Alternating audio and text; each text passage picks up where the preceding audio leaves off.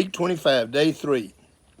The purpose of this curriculum is develop positive role models for each one of these qualities. And the quality this week is organized. If someone deposited $86,400 into your checking account today, and the only rule was that whatever you did not spend, you lost, you would be spending every penny. Every person on this earth has 86,400 seconds today, and every day of your life.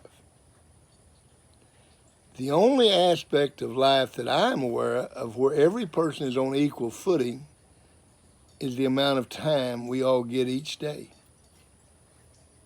It doesn't matter where you live or your status in life, you have 24 hours in a day, 60 minutes in an hour. People who use their time wisely always seem to have time to do what they need or what they want. People who do not organize their time always seem to be trying to catch up. They never seem to have enough time. As Ben Franklin said, 1 minute spent organizing is worth an hour. You need to memorize that. 1 minute spent organizing is worth an hour earned. Organizing your time is simply a matter of planning or commitment. If you take time on Monday to write down the following, your week will be organized.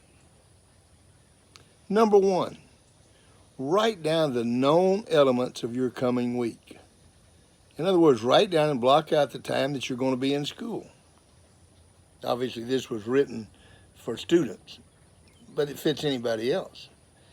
If I'm going to be at work from 8 to 4, then I put 8 to 4. I block that out. If I'm going to be in school from 8 to 3, I put that down. Now, that's number 2. You write down all the appointments and activities you have scheduled. You got a game Friday night, write it down. You got a doctor's appointment Wednesday at 3 o'clock, write it down. Write down all the tests and assignments you have due this week and schedule the time to get them done without trying to cram. You with me? Write down your test and your assignment. I've got to get that term paper turned in by Thursday. Okay, so Thursday at 9 o'clock, I've got to turn a term paper in. So on Thursday at 9 o'clock, I'm going to write that down. And then I'm going to write down on Monday, Tuesday, and Wednesday when I'm going to work on that term paper.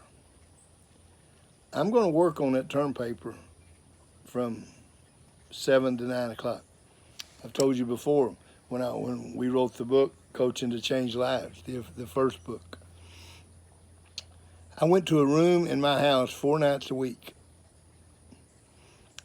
at 9 o'clock at night so I could put my kids to bed before I went to the room. And from 9 to midnight, I worked on that book. Every night, 4 nights a week, for a year. So that part of my day was blocked out. Oh, I'd like to write a book. Okay. Then spend the time to do it. You want to make an A in English? Turn in a good term paper. Okay, when do you want to do that? Okay, the term paper is due on Thursday. So Saturday, Sunday, Monday, Tuesday, Wednesday, I've got to put down time that is my priority. Next thing you're going to do is write down when you're going to bed and what you're going to do with your free time. You with me? When you put down, I'm going to bed at 11 o'clock and I'm going to get up at 6. Get in the habit of having the same schedule every night. People used to say, well, you make sure you get 8 hours of sleep Thursday night, the night before the game. What they have found is what you better do is get the same amount of sleep on Thursday nights that you've gotten the rest of the time, because you're in the habit, your body's in the habit of having X amount of time.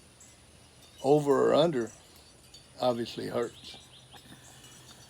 Number 5, schedule time for important things such as family, faith, and friends instead of using all your time for the urgent things. Now, do you remember what the urgent things were? Do you remember that jar that had the sand in it? That sand are those urgent things. The cell phone, the TV, chilling. Those are the things that are urgent. The important things are your faith, your family, and your friends. Now what you do is you make sure that those golf balls in that jar will fit in there. If you fill it with those urgent things like the cell phone and stuff, never going to have time. That's what an organization does. Once you map out what you want to do and then plug it into your time schedule, psychologists say that 50% of your work is done. Did you hear that? Once you decide what you're going to do this week, and then you take that list of what you're going to do this week, and you put it on a schedule, and you say at 9 o'clock on Thursday, here's what I'm going to do. And once you do that, 50% of the work's done. Why is that?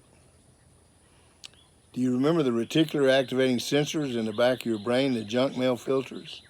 They let in 2 things, anything that's a danger to you and anything you write down. So when you write down this schedule, you have accomplished 50% of it.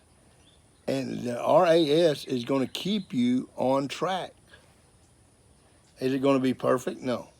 When you go out to practice, you've always got a perfect plan. But it doesn't always turn out that way. A game plan is always a perfect game plan. It doesn't always turn out that way. You have to be able to adapt also. If you have no schedule or direction, time is like wind blowing you in any direction. If you have no schedule or direction, wind blows you in any direction you want to go. Become an organized role model. That's the objective this week. Amen?